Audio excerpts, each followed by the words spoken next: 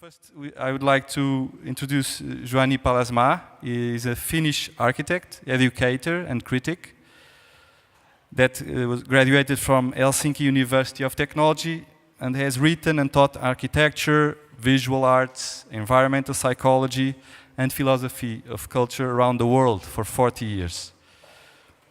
During his wildly prolific career, he has designed more than buildings. Through books, essays, and lectures, he has created an empire of ideas. And he has influenced many architects, mostly with his teachings and also a classic text, The Eyes of the Skin, about architecture and the senses. So, Juhani, what can you tell us about this revolution, the revolution of senses? Thank you. Well, as it happens, I'm coming here from Belgrade, from the launching of a collection of essays of mine in Serbian language, and I have published more than 60 books. I have lost the count. It doesn't matter anymore. So I feel very familiar being among, writers and people of the literary world. The first book of mine, which had a worldwide readership, was the book entitled The Eyes of the Skin, which I published in 1995, I think, in London. I gave the title The Eyes of the Skin simply to create a kind of a loop between the most important sense, according to Aristotle, vision, and the least important, touch, again, according to Aristotle, just to loop them in a kind of a Möbius strip. I have found later that we actually have maintained visual skill in our skin. With these parts of the body, we can easily learn to distinguish about 10 colors. So science proved a couple of years after the publishing of my book that my title had actually a scientific base. This interaction between artistic intuition and science is something that interests me more and more. I have been collaborating, for instance, with neuroscientists in California, and there is an academy for neuroscience of architecture at the Jonas Salk Institute, the famous Center for Biological Studies. I also returned, last week I was in Paris in a conference of mathematicians, 4-day conference on infinity. This interaction between science and art intrigues me and fascinates me very much. I said yesterday that in my mind we have three systems of giving meaning to human life. One is religion and ritual, the second one is science, and the third one is art. The first one is based on belief, the second one on knowledge, and the third one on emotion. And although these three systems of human meaning are in different categories, they still have interactions. And the interactions between religious approach to the world and artistic one is rather clear. It is so present in artistic works very often. But as I said, I'm personally interested in the interactions between science and art. And in order to introduce some ideas about this interaction, I chose to start with a quote by my great countryman Alvar Aalto, the dissident of modern architecture and design. And this is a quote from his text of 1955, where he says, "Whatever our task, whether large or small, in every case, opposites must be reconciled.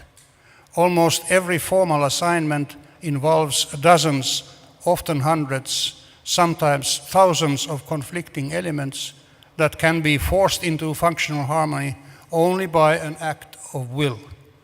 This harmony cannot be achieved by any other means than art. The final value of individual technical and mechanical elements can only be assessed afterwards. A harmonious result cannot be achieved with mathematics, statistics, or probability calculus.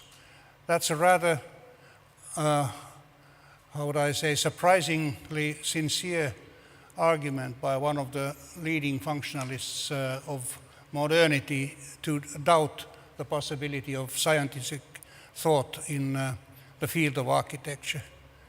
As a young architect, I was strongly oriented towards rationalization of architecture, and I'm even nowadays often introduced as a theoretician of architecture. I always object to that. I'm simply reporting on my experiences and observations. I'm not theorizing anything, I'm just reporting. At any rate, at the age of 81 now, I doubt the possibility of architectural theory altogether. I think architecture is too messy, too unpure phenomenon to be caught within a single theory. As I said yesterday, there can be partial theories, but not a whole theory. I suggested yesterday that this would be as difficult and also perhaps as useless as a theory of life. Life is to be lived, not understood, and I would say the same thing about architecture and art. They are to be lived and confronted, not to be understood. I'm having, can I have the next? I'm just showing a couple of images of Alvarado's work to show a kind of architecture where emotion prevails over rational considerations. Aalto said once or wrote once that we northern people are prone or inclined towards forest dreaming. And this example of his famous Villa Mairea, which is halfway between an architectural space and a forest, illustrates that duality, and also illustrates the fact that you would not arrive at such a solution through rationalization at all. Next, please. And just a couple of examples from the same house to show the sensuality, and I would use the word eroticism. I think architecture needs to evoke or sensualize our relationship with the world, and part of that resensualization is a erotization of the human relationship with the world, which one feels here in the streets of the middle-aged town, that it has an erotic tone or suggestive tone. Next, please. Then I have a quote which is rather recent by Vittorio Gallese, the scientist, philosopher from University of Parma in Italy, who was one of the scientists who discovered the mirror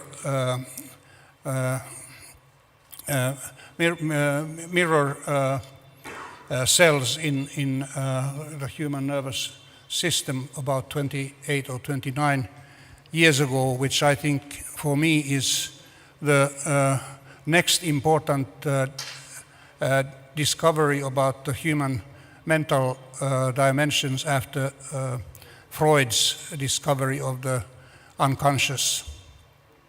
Mirror neurons is the theory and experiments that can be also verified which show that we unconsciously mimic our surroundings. We mimic, of course, other people, their behaviors, their emotions, but we also mimic environments. And that is the way why we enjoy abstract art, is that we imitate the structures and rhythms and spaces, etc., of a painting or artwork. The mirror neurons that this person invented or discovered is the first theory, I think, since Gestalt theory that helps us understand why we appreciate art. At any rate, Vittorio Gallese writes a rather radical idea in the vein of Alvar Aalto's previous one. From a certain point of view, art is more powerful than science. With much less expensive tools and with greater power of synthesis, artistic intuitions show us who we are, probably in a much more exhaustive way with respect to the objectifying approach of the natural sciences. Being human squares with the ability to ask ourselves who we are. Since the beginning of mankind, artistic creativity has expressed such ability in its purest and highest form. This is quite a support by a major scientist on the artistic endeavor, and I very strongly believe in the same way as Vittorio Gallese. Can you put these are just a couple of images of Alvar Aalto's work, which is full of invention and sensuality over a layer of basic rationality. Then next. Well, this is just to illustrate the point how useless it would be to try to develop a theory of life. Well, artistic language is very much based on metaphor, but fundamentally artistic works, I think also, I dare to say, also literature speaks to us through our embodied sense, our sense of being in the world. I have said often recently that the most important sense in architecture is not the sense of vision that is normally understood to be the most important sense. It is our sense of being, the existential sense, or our sense of self. That is why, as I said yesterday, it is so important in education to strengthen the students' sense of self, because then they become ready to somehow receive the messages of architecture and surroundings. I think there's still one more image or a couple of more. Yes, this last image of mine juxtaposes the way that the scientific mind seeks to explain the world and gain meaning in the world, and the artistic attempt. This is Yannis Kounellis, a famous Greek artist whom I happened to help in one of his installations in Helsinki some years ago.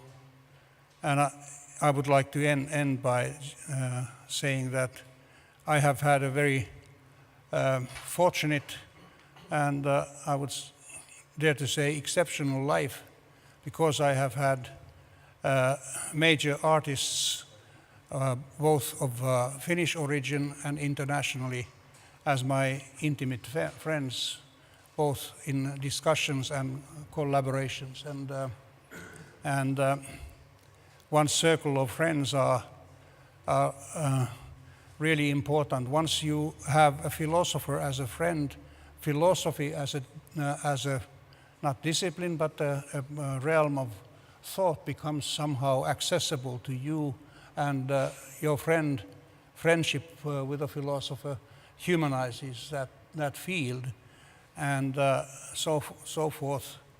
Now, having participated in 2 conferences of mathematicians, I can't say I understand mathematical world at all, but somehow it's not as frightening as it used to be now that I have friends within that discipline.